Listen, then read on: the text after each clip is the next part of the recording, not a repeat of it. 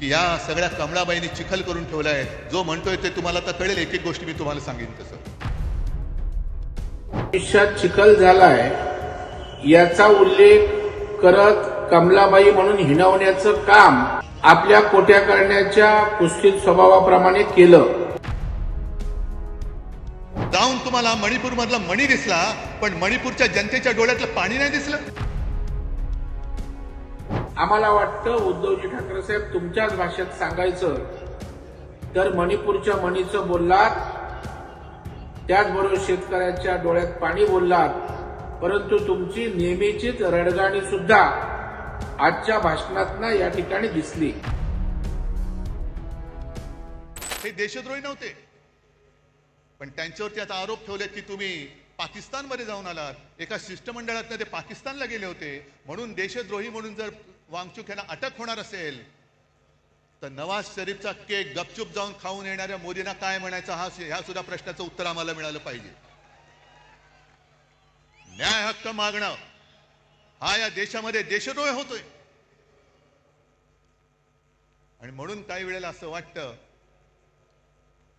की या सगळ्या कमळाबाईंनी चिखल करून ठेवलाय. जो म्हणतोय ते तुम्हाला आता कळेल. एक एक गोष्टी मी तुम्हाला सांगेन तसं. एक तर भाजप आणि प्रशासन सरकार चालवण्याचा सूत्राम संबंध नाही, दुरान्वयाने सुद्धा संबंध नाहीये. 3 वर्ष मणिपूर जळतंय. आता काल परवाकडे मोदी मणिपूरमध्ये गेले. 3 वर्ष जळते मणिपूर. तिथल्या महिलांची धिंड निघते, धिंडवडे निघतात अब्रूचे. ना मोदी जायला तयार, ना दुसरे व्यापारी जायला तयार. पण एवढं करून मोदी गेले. आम्हाला असं वाटलं की मोदी काहीतरी तोडगा काढतील, ज्यांच्यावरती अत्याचार झाले त्यांना काहीतरी सांत्वन करतील. पण गेल्यानंतर त्यांचं भाषण आलं होतं. हसायचं की रडायचं. मणिपूरमध्ये गेल्यानंतर मोदीजीने भाषण केलं, मणिपूर के नाम में ही मणी है. ते तिकडे जाऊन कशाला बघायला पाहिजे, आम्हाला इथेही कळतं, म्हणून मराठी सक्तीची पाहिजे. मणिपूरमध्ये जाऊन तुम्हाला मणिपूर मधला मणी दिसला, पण मणिपूरच्या जनतेच्या डोळ्यातलं पाणी नाही दिसलं. तिथली जनता रडते, तिथली जनता आक्रोश करते. पण आमचे पंतप्रधान तिकडे जाऊन मणिपूर के नाम में ही मणी है, कशाला जाता मग तिकडे.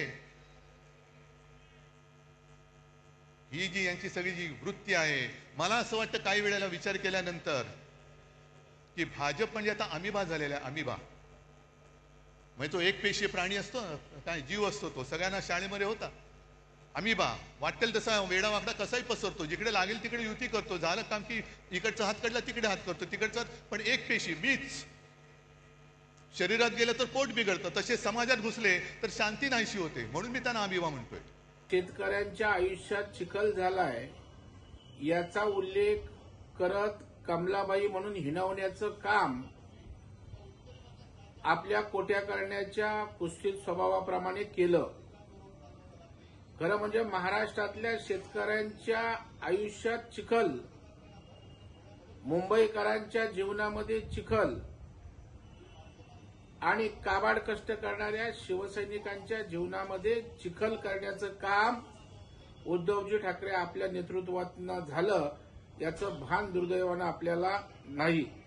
हिंदुत्वाच्या गोष्टी करता हिंदुत्वाचा विचार भाजप जपते, एकनाथरावजी शिंदे साहेब जपतायत, आणि आता तुम्ही हिंदुत्वाच्या गप्पा त्या ठिकाणी मारताय. यावरून तुमच्या साऱ्या गोष्टी पुतना मावशीचं प्रेम असल्याचं स्पष्ट होतंय. एकीकडे जातीय दंगल आम्ही करतोय सांगताय, आणि दुसऱ्या बाजूला नेपाळच्या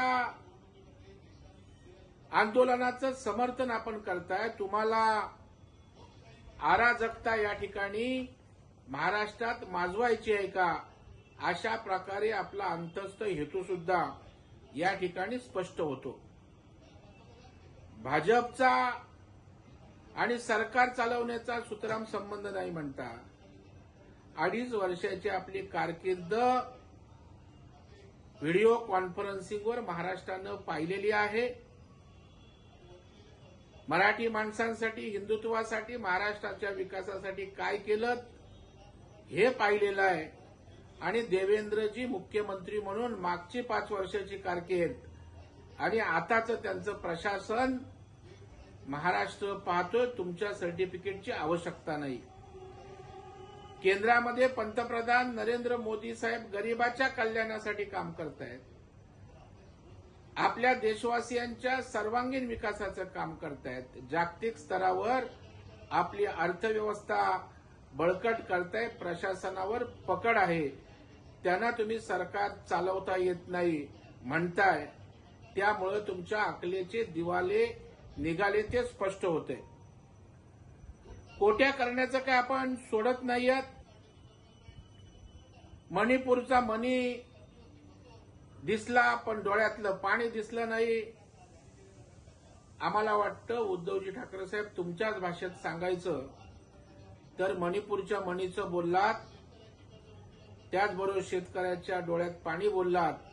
परंतु तुमची नेहमीचीच रडगाणी सुद्धा आजच्या भाषणातनं या ठिकाणी दिसली. कुठल्या तरी एका संस्थेचा नंबर मिळाल्याचा दाखला देता आणि फडणवीस साहेब 10वे आले, फडणवीस 20वे का आले नाहीत. ठाकरे साहेब तुम्ही मुख्यमंत्री असताना महाराष्ट्राच्या विकासाच्या ठिकऱ्या केल्यात.